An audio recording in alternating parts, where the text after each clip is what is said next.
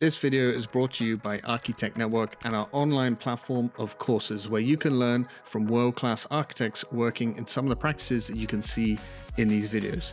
You can learn Grasshopper, Revit, Rhino Inside, Twinmotion, and some of our new courses on AI, and lots more courses that we're delivering over the next year. So please, if you like this video, check out our courses in the link below so we can keep bringing you more content like this.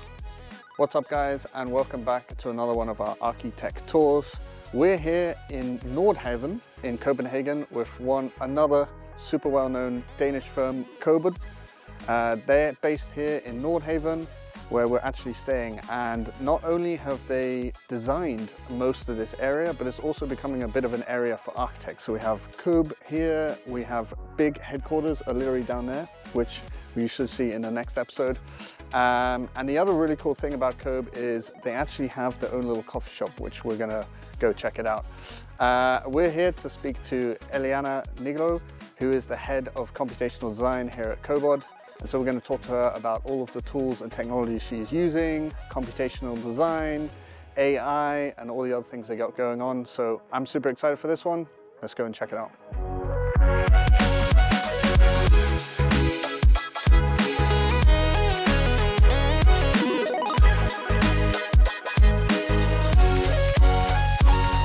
All right, guys, we are here with Eliana from COBE. And Eliana, you are head of computational design here, and you're going to show us around this amazing space. I know we're going to touch on a few of the building itself, but I also got to ask about the coffee shop, a very unique thing for an architecture firm. So thank you very much for having us, and thank you. Welcome to the tour. So welcome to COBE. I'm very excited and also grateful for having the opportunity to show you guys around this fantastic office. So as you can see, this was an old warehouse. Yeah. We try to maintain all the main features, so the identity is quite intact. And you can see it from the steel columns that you have around, the concrete walls, and also these giant windows. Yeah, these epic beams as well are incredible. Yes, true. Because from there, the trucks used to come in. So we were really inspired by the height of the building, and you'll see inside we placed all the desks around the facade, so you have plenty of daylight. And then inside there is something special happening with a small village of meeting rooms. Well, here we are, as you were mentioning, in the cafe. I think this is almost like a statement of COBE, because we always say we want to create urban living rooms, and this one is a filter between outdoor, so public, and indoor, private, intimate space of the office. And everyone is welcome to come in, so they can have a cup of coffee, they can have a chat about architecture, and also get inspired by all these beautiful models that we have around. I think I didn't actually make any introduction about us. So we moved here in 2018, but COBE was founded in 2006. We are more than 150 people. We don't work only with buildings, but also with landscape, urbanism, even with objects, so to the scale of 1-to-1. So there are a lot of different fields and specialities that are coming together under one roof. So it's a very creative place, very vibrant. Yeah, no, it looks like, firstly, the coffee shop is something I've always talked about, like more architecture firms could have a coffee shop, because it's a really cool feature to actually get people in. And you put models around, it makes like a very cool coffee shop as well. I've always been like, why do more architects not have this like public space where you can come in and see the work? So I think it's a really nice feature. And I know you guys did a nice like gesture when the big headquarters opened. You had a little sign welcoming You're welcome when you get a discount. Yeah, Bigsters get discounts, right? On my point of view, it's a very brave choice, because we decided to move in Nordhavn, which is our own master plan, and to become an attractor, not only for the people working in the office, but also for the neighbors.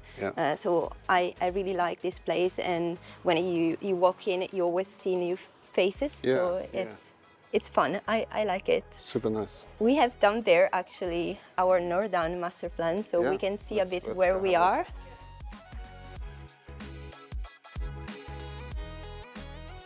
So yeah, this is Nordhavn. Yes, it's much larger than this. We are actually, I think, around a quarter of the entire master plan. We won the competition back in the days, and then we moved here, as I said before. So we have our Orankai metro here, and you just can come to the office. You can see in red resin all the pre-existing industrial buildings, and then around all the new development. So Nordhavn basically appears like an hand. We cannot see it here, but it appears like it goes into the water as an archipelago of islands. So you have each of the pieces that are surrounded by water. So basically you can just walk downstairs and jump in the water and swim. So it's a very beautiful place to be and very livable. And this is also like an important feature, I think, for the entire Copenhagen. We have a very strong connection to the water. Another fun thing about this master plan is that we have this 5-minute concept where everywhere you are in Nordhavn, you can reach public transport in 5 minutes walk. So the 5-minute city. 5-minute city. And we are building a new ring of the metro that goes all around. We also won the design for the metro stations. So the one out there, Orankai, is ours. And you will see it as quite a unique style. That's because it is inspired by the container harbor that is out there. Yeah, so each of the neighbor is actually unique. And we want also the metro to get inspired from that. I think for the audience, if not been to Nordhavn, this is like, firstly, you've got a pool of architecture stuff, right? We're here for COBE, we've got the big headquarters here, we've got really famous buildings by you guys, there's 3XN, that. And then up here, we've got COBE, the 3D printing company that we're gonna go see tomorrow. So there's a real pool of architecture stuff. But also, particularly like this whole area, I've always recommended it for me as like a utopia of housing and like future living. We are literally sitting here, but if you ever come to Denmark or Copenhagen, come see this area because I think there's like some incredible apartment buildings it's really nice, but like elevated living, which I think is like Denmark is very famous for. But yeah, super cool area. I completely agree. So maybe I can show you a bit more in depth this spin-off project. And this was like an existing building? Or? Yes, exactly. I always say we can summarize this building with one phrase, which is one man's trash is another man's treasure. Because they wanted to demolish this old grain silo. And with a visionary client, we were able to persuade the authorities to actually keep it. And now you have more than 30 unique and super luxurious apartments inside. And I also really like the fact that even if you have these high-end apartments, the ground floor is permeable. So again, like our cafe, you can come in. We have exhibitions there and an elevator that brings all the way up to the roof. And this is an addition. It is in glass, so it's reflecting and almost becoming like transparent. Yeah, it's a very cool facade. We can see it in the book. Yes. It also seems to me like quite a computational facade balconies, would you say? I think there is definitely like a standardized approach. All the pieces are prefabricated and it's a patchwork of facade because actually by responding to the existing structure, you definitely need to have like a very strong strong features, strong parameters that are respected all over, but they do present themselves according to different parameters around. And the facade is very three-dimensional and it we think of it as a jacket for this concrete silo. Yeah. But if you are inside, you don't see at all this steel facade, and you have these amazing spaces just with concrete. And some of the apartments have triple heights, Wow. it's a really nice. fantastic place. I would recommend you to go on top of the roof. You have a bar, so you can you can use it, and you have a 180 degrees view around Nordhavn, and this is unique because Copenhagen is flat. Yeah. So you have also a couple of iterations down there. The silo is actually a bit similar in terms of concept and transparency and usage of the ground floor, also to the tip of Red Molen. Yeah. Actually, this down part will open only in summer time. Okay. But we think it's gonna be truly an attractor because you have a blue promenade. So yeah, like this kind of tunnel through. Yeah, that brings you in, and there is a beautiful courtyard that almost is a Star Wars moment. And it's really amazing. And the point is, Copenhagen, unfortunately, it's very cold and windy during winter, and you'll have the opportunity to come here and actually be very close to the water. So look out. I think it will be used and loved still be quite protected a lot. a little bit, right? Yeah. On the top, again, a bit like our office, you have office spaces that are arrayed around.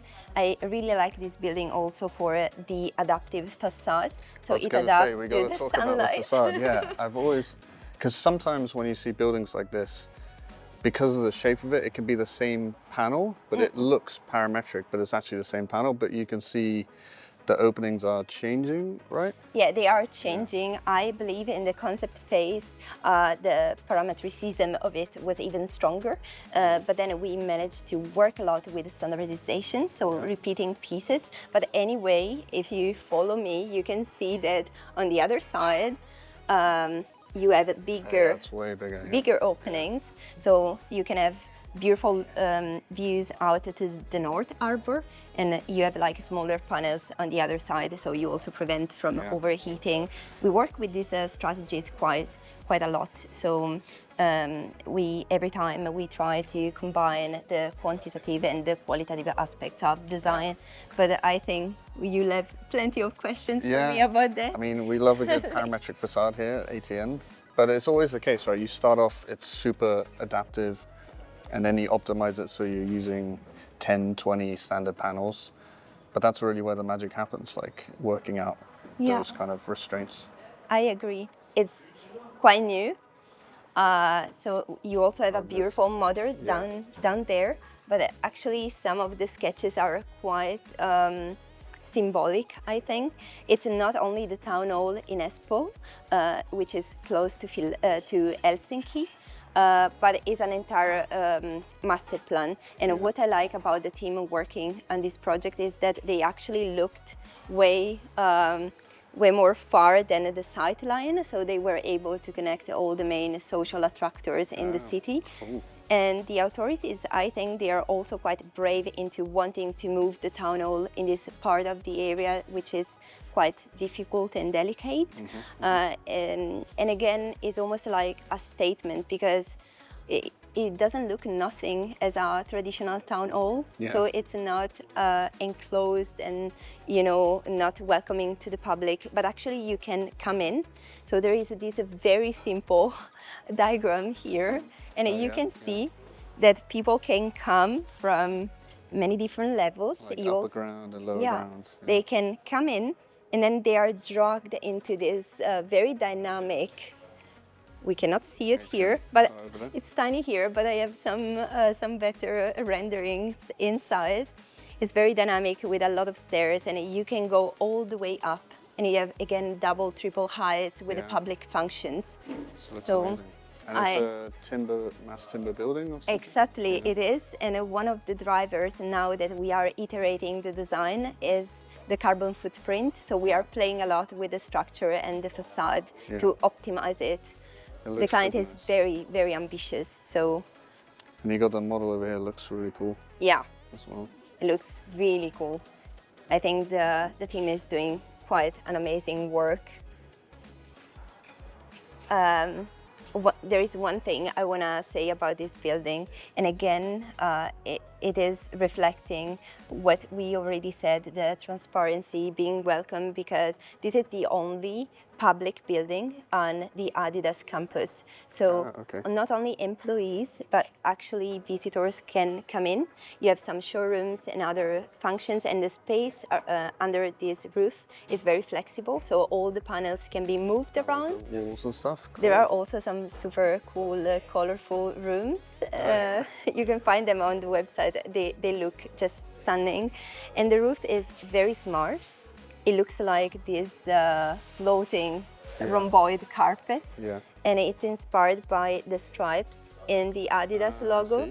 If you look closer to them, they have a small detail, and that detail we used into the roof. And this is a smart roof because it's not only, of course, protecting from the wind, but it's collecting water. It is PV cells, and since it's covering 15,000 square meters, we also have some skylights that are integrated into the Adidas campus. Smart roof. It's a smart roof. It's really cool, and you can kind of see the Adidas ethos or style connected to it.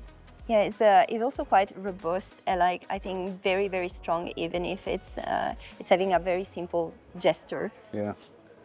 We'll have to go and tour this one day. Yeah, I also would like to see it myself.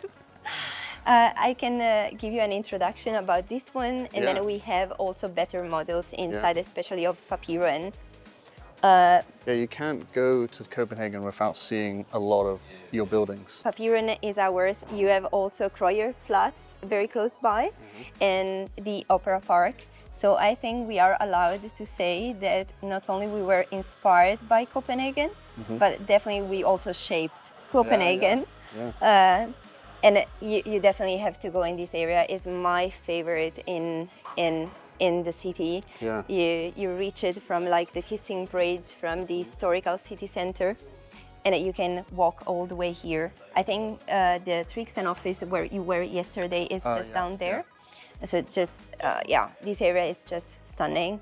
The Opera Park is characterized by an immense richness of species and biologies. Wow. So I hope I get it right, because we have more than 40 landscape architects in our firm, but we have around 40,000 different bulbs and 700 trees into the opera. So a tiny space with 6 different gardens.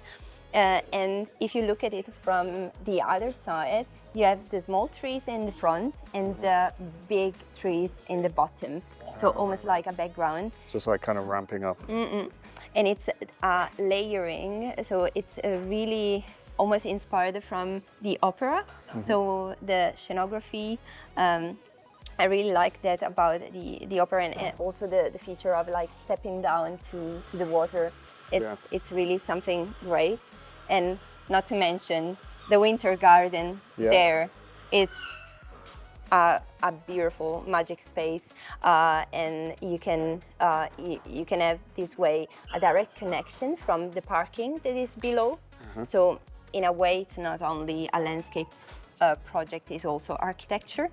But in this place, we'll have public coming all year long because you have protection from the wind with the glass going around. It's a really fun building. So even if it's a park, again, we will be safe from the very bad weather in this city. We are quite obsessed with it. We talk about weather a lot. I think it's quite similar to us in England. We're always just talking about how bad the weather is.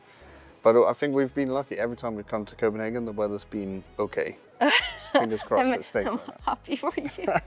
It looks great today. Okay, maybe before moving inside, I'll show you a bit the canteen space. So just to mention, we are working with this very historical building. Palads is very colorful. People love it so much. So it's very difficult to work with it. We came out with 3 different proposals. You can see almost very respectful, and then going down to okay, what if we instead build something completely new and cool? I have to say, right now it's in the hands of the authorities, so we don't know what's gonna happen. Maybe my favorite is the pink one. Pink one. But I like the polar bear on the roof. But I also have a special connection with this one because I just helped for a tiny bit the team to realize this ramp, Like a ramp that goes from the bottom, so to the street, all the way up to the roof. So it's really cool building. They're all really cool options. I like the continuous ramp. The facade on this is super fun. Yeah. And the classical one's really the classical one also works really well. So let's see what's gonna happen, and maybe we'll have a fourth iteration. You never know. They'll all join together to form one of them. in different layers, maybe. Okay, but now I can show you the canteen space. Yeah, let's go. Yeah. Walk in there. So yeah, we're pretty familiar with this canteen space in Danish firms. Like now you've seen that you guys eat together at lunchtime. It's quite a unique thing, right? Yes, it's so this is the place where we have lunch, but also we gather on Fridays for a breakfast and watch presentation together. We have our office meetings here. We also host some other events, so knowledge sharing also for people that are not necessarily working with us. And we have also our parties, like Christmas party and so on and so forth. There is something very special about Danish firms. I think we work very intensely, like for those 37 hours, but then we truly enjoy the time together. And you can feel from these spaces that hierarchy basically doesn't exist, because everyone is welcome to just come in and talk. So it doesn't matter what kind of responsibilities you have. Everyone has the same voice. Work hard, but play hard as well. Yeah. And one question, what time is lunch in here? 12. 12? That's not too bad. We had some were saying 11. 11? Yeah. Oh, wow. We were surprised. Okay. That's intense. It's an early lunch culture here. I got used to it. Now when I go back to Italy, I cannot wait till like 2:30. I'm dying. It's very un-Italian to be eating No, so early. very un-Italian. My mom is giving me she just take a snack, and I'm dying. Okay, we have our model shop there. I think it's the coolest part of the office. Should we have a look?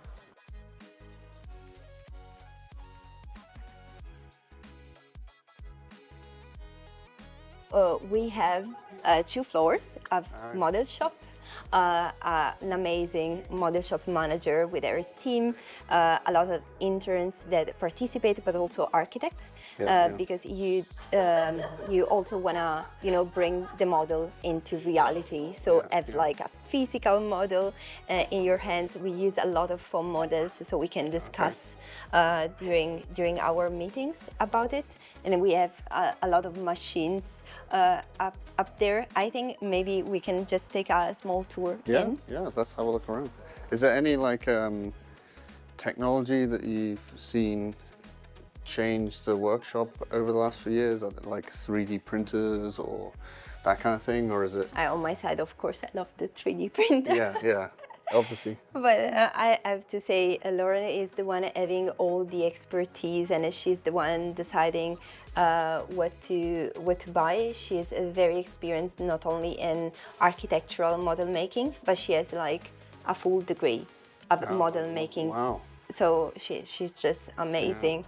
It's a great workshop. It's like so many little things going on, these little moments of different buildings. Yeah, and there they are preparing a huge, this is just a tiny piece, model for the new extension of the Danish Parliament. We just recently won. I saw we have like a stair somewhere. Yeah, it will be something, but I'll show you some better pictures inside. But it is a very beautiful place to be. I also like all these tiny... these tiny ones are really cool. Yeah, these tiny ones that she keeps. Project you were talking about, right? Exactly, Espoo. Okay. And the pink facade is in there. Yeah, the pink facade. I think they do quite a lot of tests. We also have the charging stations. Yeah. Inside we have a one-to-one charging station. I'll show really? you. Wow. It's very cool. That's a cool product. There is much more than this. You have some hills, green hills that come in and slowly become this artificial landscape. You have the canopies that from inside almost look cathedral spaces. And there are, the reality is that they were built to cover the bicycle parking, but they are so cool that the university is using it for Friday bars. So now they want to remove the bikes and just use it. But it is great also to to go up here. I also saw people biking on top of the hills, but I don't think you're supposed to. But it's really a fantastic place. I cannot think of a more Danish project that you have architects designed essentially bike sheds that are so cool and playful and fun, and people can sit on them. Think how many bikes we have. It's truly they go on top of each other. If you think of Nordo, again, our project also in there, the place where you have to put the bikes was almost a driver, and they had to they made this a very smart gesture of going down, so you have the bikes a bit more low and it doesn't disturb you while you walk. Well, this is the paper island. It takes the name from the fact that they were old warehouses storing paper roll. Oh, right. And the island was completely closed to the public for 250 years, even before it was a military naval base. Okay. And what people usually don't know is that even before this papyron, COBE was involved in the island, because we participated into thinking what kind of activities to bring on the island in order to attract the public. So we used to have a science and art exhibition, a food market, which was super popular, like the one in Refn that you guys liked, and some incubators for offices. So COBE was on the island before.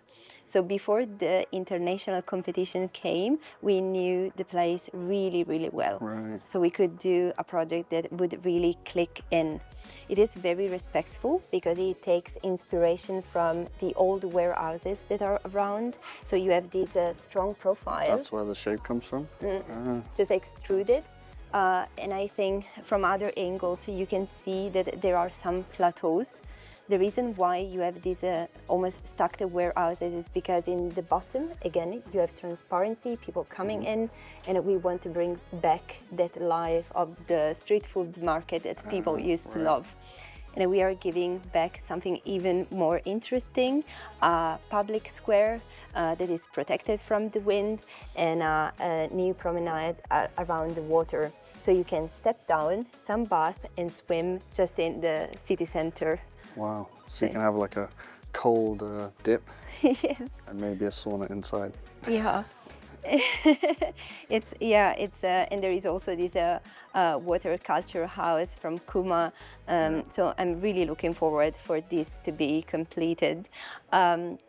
This project is very close to Platz, which is one of my favorite places in Copenhagen, and like this one is a project that is truly rooted in that reality.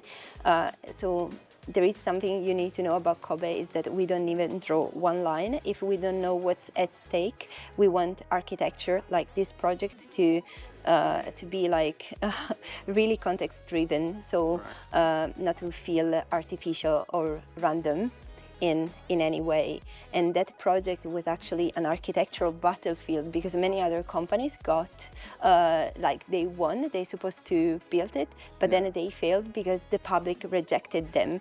So one good thing to know about Denmark is that the public is very important.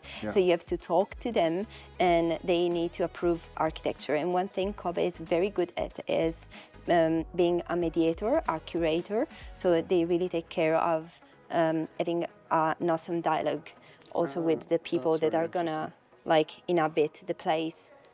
So it's approved by the people. I didn't maybe share that we have not only luxurious, of course, housing here, but also affordable housing down there. Right. And I think I like is that there are shared courtyards on top. So you go from, again, intimate, semi-private, and public. So that's really cool. It's a very it's cool a nice, project. I think the shape of it kind of softens the size of apartment blocks. It's really playful. Yeah, it's very playful. So even if they are within the same family, they are presented in different scales. So it is quite dynamic. So before I told you that we have these giant windows and all the desks around it, and where naturally you have less daylight, we have this village of meeting rooms. So it's formal and informal spaces just coming here, and you can even climb on top of some of them. And there is something very, very special about being close to the ceiling and looking at the office from like above. a different point of view. I like this one is literally like a mini, you got a house inside your own office. Yeah, I really like it. We have also up there, we have a sort of library. So you can also just grab a book and spend some time there. So we really encourage people to be creative in their own way. Yeah. I think just walking around the office, you can truly feel it. Little breakout spaces. So super cool. We have the charging station one-to-one. This is a canopy in wood that is ready to be disassembled, and it can be placed in different sites and arranged in many different configurations. So we have many of these charging stations around Europe, and we are expanding. Wow, that already. Every time it actually becomes a landscape project. So we study the biotope and we make sure to integrate that into the project. So even if it's something very simple, I think it gets quite complex and playful in a way. So, at one point I was involved into trying to optimize the location of them into the site because there are quite strict rules around the fact of like how you should enter the canopies and turn around. Right. So there was, there is also quite a lot of work to do on that side. Yeah, I didn't realize you had them already built in so many places. Yes, it's really a lot, and the concept behind, like the story, is you should not just charge your car, you should charge your own batteries. So it's a good moment to take a break. Charge your bar and charge your mind. Or charge your body. Exactly.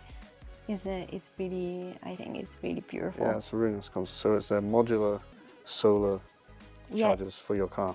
Yes.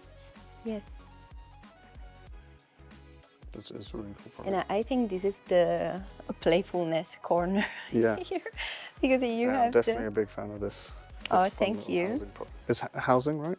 It seems so. It is a school, but it is inspired exactly. So I'm very happy that you say, is it housing? Because it's inspired by the very simple iconographic idea that a kid would have of their own home. Right. Because kids spend a lot of time at the kindergarten, so we want to make sure that they feel at home. So you have all these houses in a sort of village, and in the center, I think these two have a different color. You have an atrium with double and triple heights, and you can enter many different spaces around. For Danes, is also very important that the kids are playing outdoor. So some of the roofs are used for outdoor spaces. You have to think we have 280 kids inside this building, and in some others even more. We made another kindergarten in Nordo, one in Kristiansand, and the one in Kristiansand, it has, I think, 780 kids. Wow, so it's enormous, and it never feels like a factory, like one building, but more like a village, so it's really playful. What I like about the material library is the fact that people can just come in. They do search for inspiration. So even if you are in the digital world, you can take a moment here and then bring the material close to your pinup.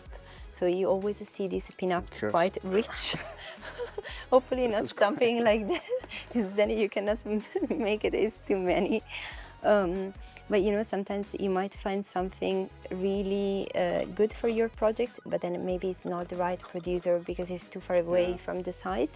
So the material library is always growing, because then we also ask for like something similar in other countries. It's interesting. I've seen more like material libraries traditionally were always like this corner of piles of materials, but we're seeing more and more like very well curated material labs or libraries, and I think it's really useful because you can come and just quickly find something or discover something you didn't know about. Hello, I'm Eliana. I'm an educator, an architect, and a head of computational design at COBE. Eliana, thank you so much for showing us around. Super cool office. We're now sitting inside one of your buildings inside your office, which is pretty cool. Let's now talk a bit of tech. That's why we're here.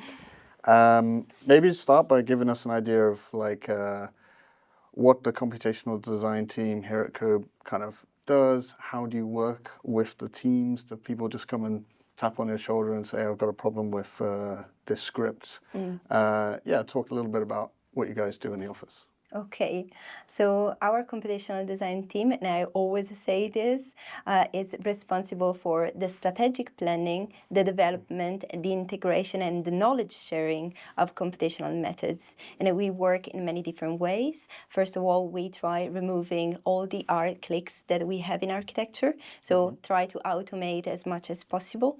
At the same time, we do something even more interesting, which is a lot of simulations. We do this way inform the design. So while you're modeling, you're able to see all the data that matter to you, your client, the context. We also work quite a lot in streamlining the flow in between the different fields that we have at our firm, so many different softwares together. We have quite, I think, a unique approach when it comes to computational design, because we don't want tech to be in the hands of just a few experts. We want everyone to contribute. We want everyone to be empowered, which means that we do take the time not only to get to know the project, but also the people working on it. I really care of understanding what is the best way for you to get creative, so we can create a script that works for you. And even if it means that I might have to spend some time into having a good interface for you that is intuitive for you, I think that is a time that is really precious, because then the person feels comfortable. They do enjoy and understand that it actually is helping them quite a lot. And this way they understand, get curious about the logic behind, and they can come back to you not only with the new requests, but also new ideas. And that's something that I truly value, because everyone at the office is having different backgrounds, so they can bring something unique that I might not have thought about. So the scripts can go in many different directions, and I like the scripts to be with the person so they can use it in their everyday flow, and then the script can grow with them, and we can empower. We can have a larger effect on on the entire office, and just not just a few people. Yeah, I think that's definitely like a reoccurring theme, and it's definitely an approach I also really like, is you're empowering the designers more than just the grasshopper nerds in the corner. No one comes and speaks to you, but give us an idea of like, so your team, you have a few people in the team, and then you're helping everyone that comes in, but how big is your team at the moment? So right now I have 2 people working with me. One is more involved into the larger digital strategy, also standardizing, the way we work in some ways, because that is necessary when we have to connect it to the other teams that we have around the office, like the visualization team, for example.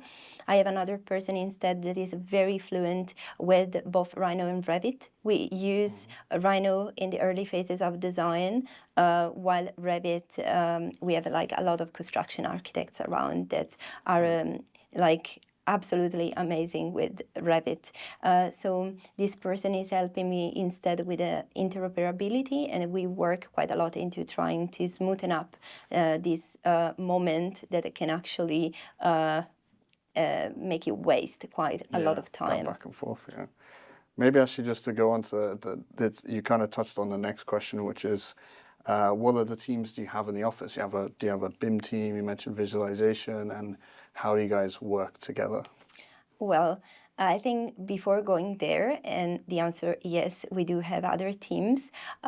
We need to remember that we work in many different scales and all over the world, not only with the buildings, we said, but also with architecture, urbanism. So you really have some sort of cross-pollination and contamination of different fields, and we try to work very close together. We have our head of BIM, which is also like very important to me when we need to solve these very technical issues of producing maybe something in a very tight timeline for the client. I can give you an example about that because recently I've been involved in the second phase of a competition. It's a master plan in Germany. It's 60 hectares, and we are doing the entire landscape and the buildings. So each of these buildings that are placed on the topography have unique levels, and the client is very ambitious. He wants us to not only give an IFC with the geometries, but the geometry have a lot of parameters embedded. So we know for sure that our competitors had to stop a month earlier with the design in order to get this model ready. Instead, we really focus on having a different approach because, as I said, I want that the design team is fully empowered. So we simultaneously worked on a flow that could let them work on the design till the very last moment. And in a couple of days, we would then produce the IFC, one for the topography, another one for the landscape, another for the buildings. And it was absolutely the right choice because the team could truly focus on the creative aspects of the design. So this way of talking to each other and just feeling connected and sharing knowledge is very important in our office. Yeah, I think that's a perfect example of the power of what we do as specialists is sometimes just freeing up the time for designers to spend more time designing. And that's a great example. You saved a month of time out of the production time into the design time, which is super powerful. The team is very happy, and I'm very happy to work with such people because I think you can establish a flow that works for them, and they truly appreciate the fact that they don't have to, invest time in something that would be really repetitive and absolutely don't bring any value to the project because you would have to sit there and take each of the floors and assign 10 different parameters. And it's also very hard to do this work manually. You can have a lot of mistakes. Instead, a machine can be incredibly precise. One question we ask everyone, and we know it's like a very simple straightforward question, but we want to show people what other software and tools that you or the office is using right now on a day-to-day basis. So it can be as simple as you've mentioned Rhino and Revit, but what are the tools people use on a day-to-day basis? Definitely Rhino and Revit are the main ones. Rhino in the early phases of design for landscape, architecture and urbanism. When we move instead into detailing and construction, we use Revit. Together with Rhino, we also use, of course, Grasshopper a lot. We also integrate Rhino with many other softwares like real-time visualization. We use Enscape. We are also testing out with AI Veras, so you can use just very simple massing and test out different facades. That saves a lot of time, so you don't need to detail quite a lot and just you can have a feeling of how something would turn out. It has like quite a lot of potential in general as technology, as possibility for us. We use Forma. So AI simulations. We are also testing out many other softwares. I have to say we are trying to be always up to date with the recent technologies, and we do, of course, want to also make people feel free to try out what they might like. So I have to say you will find also other people in the office that use other softwares. The only important thing is that when it comes to sharing our 3Ds, we should make it very respectful for others, so simple to use and dive into. I for sure forgot. For visualization, 3ds Max. And I think both Corona and Blu-ray. So going from Enscape for those kind of day-to-day images, and then you go to 3ds Max, V-Ray for the high-end shots. Yeah, we do have an amazing visualization team that takes care of all of that. We are very thankful because they work really well with us, so we are able to update our models quite a lot of times during the timeline that they are involved. We book them. Which is always the case. Always the case. But they are very kind and very flexible, and we have strategies not to make their workload too heavy.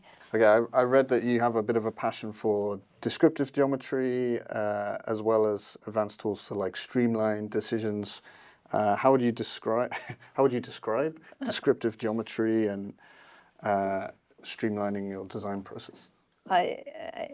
That's a very funny question because no one ever asked me that, and I think I still have it up on my CV because it's very close to my heart. So descriptive geometry was one of the first courses I took during my education, and absolutely nothing digital was involved, just a lot of drawings, but it really shaped me and the way I look at the world around me, because it helps you understanding how to simplify complex geometries. So what's the base of it? And I do think that those steps, even if they were almost abstract, really helped me into getting very good at Rhino and almost understand Grasshopper very intuitively, because you do always think what's the math behind this geometry, and that is very important when you wanna nail complexity and you wanna also make sure that what you're thinking of can be brought into reality and standardized and, as we said, like become smart. When it comes instead to streamline design decisions, what I mean for that is, again, giving especially designers the opportunity to always visualize data while they work. So the way I like approaching people is just by placing a sort of extra layer on top of their Rhino viewport, so they can also turn on and off some features. But basically, while they freely move around, they maybe make a certain point higher and so on and so forth. They can all the time understand what a certain thing might mean, for example, in terms of environmental implications.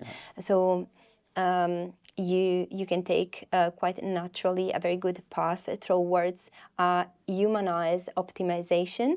We do also sometimes generative design, but I do think that if you get your designers with all your package of knowledge and understanding of the context into also becoming sensitive of these intangible features, then you can get to even higher, better results. It's almost like a computational heads-up display whilst they're designing, which is really powerful. I think I just remembered that actually I have some foam models right there that maybe they would be good to show that, basically, even with the same context, the same surrounding, they have the opportunity to truly test out many different shapes, because if you constrain them with a parametric strong digital model since the very beginning, you are just going from into one direction. Instead, I also like them to 3D model. So be completely free, to have a script that instead is very flexible and is debugging a lot of issues. And then when we know what is the direction we want to go for, then that one we can parameterize. Right. So you give them a bit, it's like that hybrid approach of manual and computation. Yes, I think that's a very good choice for the setting we have here at the office.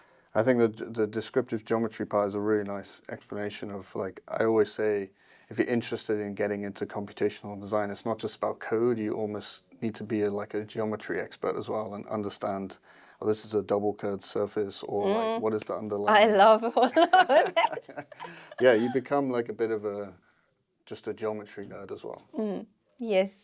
Talk to us a bit more about computational design in the office. Like, do you see a particular, I don't know, type of computational design having the biggest impact? Like, is it geometry, scripting, or simulation, or just simply automating some stuff?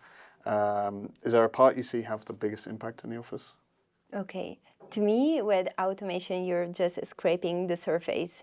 That's something you should always do. Make sure that your team doesn't waste any time. Yeah. Also, simulation should be given for granted, because at the moment we have so many softwares and possibilities that can help us that are also very intuitive. So it's something that everyone should do.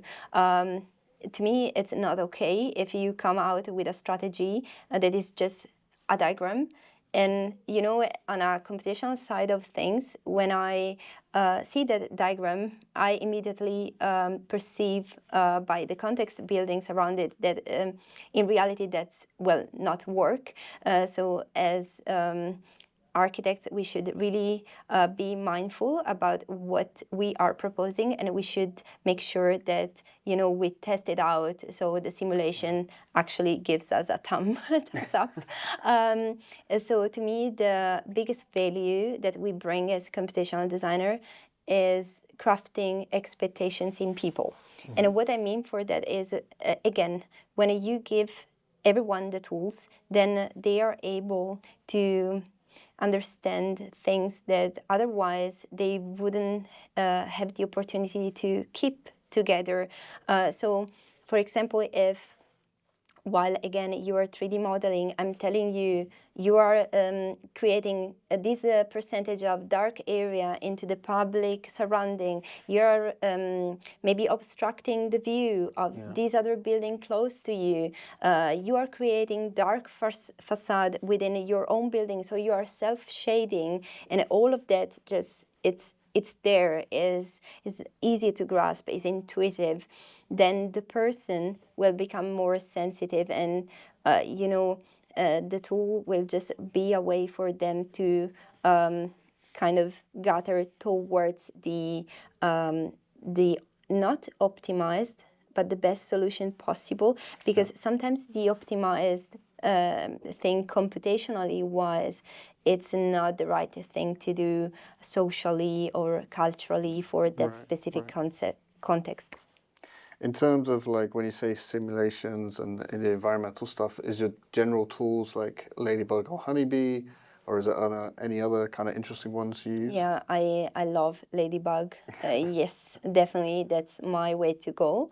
As I mentioned, we also use Forma in the office, so the Access Space Maker, and that is also having quite a nice feature of right now bringing geometry from Rhino into Forma directly, which makes it really fluid and nice to use. So in some cases, that's the way we go. Of course, when we want to have much more control, for example, if you want to create an adaptive facade, then you do truly need to understand, what's the specific amount of radiation you have on a specific panel in order to have a smart facade. So it really depends. But yeah, Ladybug. That's interesting. You're the second or third person now that's mentioned Forma. I feel like it's being adopted more and more. Yeah, I think we were among the first ones to use it.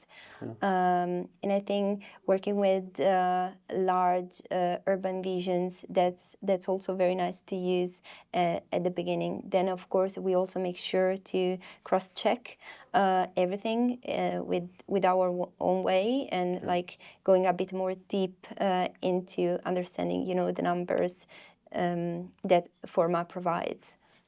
One of the questions we have to touch on with everyone as we're going around the offices is, of course, the FOMO and excitement around AI. I saw on Instagram you were presenting something the other day here, so it seems like you're involved in the AI side of things. But maybe talk about how are you guys experimenting with AI right now? What are your thoughts on it? The big topic of AI. Yeah. So one of the motto of COBE is being future-proof. So of course there was a lot of excitement since the very beginning at the office. More than a year ago we started with experiments, and we do have a lot of explorations. We started in a very simple way, even with ChatGPT, honestly. Then we went into AI, text to image, image to image. But we also have much more going on with AI simulations, AI adaptive layouting. And we try to make people feel comfortable to choose what they prefer. And then we gather together and we share knowledge about it. One thing that we use quite a lot is AI image to image in the visualization team. While if you think of image to image as merging in Midjourney, for example, that is quite useful in the early stages of design, because it helps you to have a much larger visual catalog that is customized according to your needs. But the real power, if you think of AI, text to image, and we also mentioned before Veras, so the opportunity to start from your 3D or even to start from a sketch, then the power there is definitely much bigger. And it's, to me, first of all, the opportunity to collaborate and communicate in a better way. Because if you are in a room with many people, we have different levels of visual literacy. So I might hate doing a physical model, another person is good at sketching, another one doesn't know how to render, and even more if you are with stakeholder clients. But what we are doing when we are in the room together, we are talking. So we are basically building a storyline together, and from this storytelling you can take the keywords and then build a prompt out of it. So almost in real time you can show the other people in the room, is this what you mean? Is it the direction we should go for? So it's really a good way to spark new ideas, because sometimes AI is going in a different direction compared to what you were expecting. Of course, it's a lot of trials and errors, but we do also like exploring design in this other way. We are very excited about it, and we had many opportunities to share what we think about AI. We were published on Borsen, which is basically the New York Times of Denmark. We participated last year to a webinar with also other brilliant minds in the Scandinavian industry, and we had many other occasions like conference to just come in and show the world what what we are working with. Yeah. So it sounds like you're experimenting on all different levels, from like the boring stuff with ChatGPT all the way to visualization, idea, iteration. So it's quite interesting to see. But I also agree that the visualization side is where I see it like impacting the most with a lot of different offices. Like you can now visualize your idea very quickly. I think that's an interesting one to see. Another hot topic that we touch on is how digital fabrication maybe plays a role. I see you guys have like a lot of parametric facades and cool like patterns cut out of metal or mass timber. How are you connecting computational design with fabrication in places you can use it? Well, we have quite an holistic approach when it comes to computational design. So we think that you can use it not only to conceive the volume if you think of a building, but also to go all the way through your simulations to adaptive facades. Then you can standardize, simplify, again with the scripts, and go all the way to fabrication. Yeah. So I do agree with you. At the office, I forgot to tell you about, we have a facade specialist, and they work very, very closely to the producer. So they do challenge them to truly align with our design vision. And they also put a lot of effort into bringing, the standardization that we first set in the early phases of design to the next step. So, and we work a lot with the fabricated modules and quite complex three-dimensional facades. If you think of the silo, that is a good example. Yeah. On a smaller scale, we have a fantastic model shop at our office. We have a lot of machines, among which the 3D printer. So we have many different strategies also in our everyday flow when we want to bring the digital to the reality.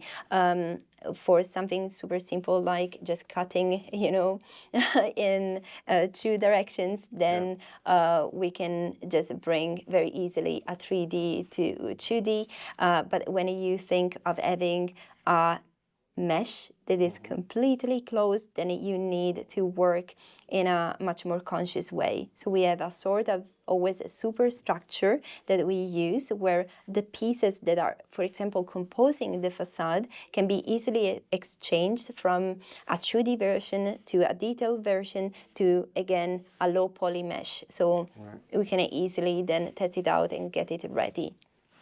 Another question we ask everyone is your advice for young architects maybe watching this that want to come and work here at COBE or come join your computational team.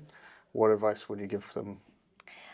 So one thing, before advising, I actually want to thank them because I started my career in the educational field and I'm still involved into academics. So I deliver lectures, I write articles, and online I teach. So I always have the opportunity to connect to these popcorn brains because they pop out a lot of brilliant ideas that are almost untouched by reality.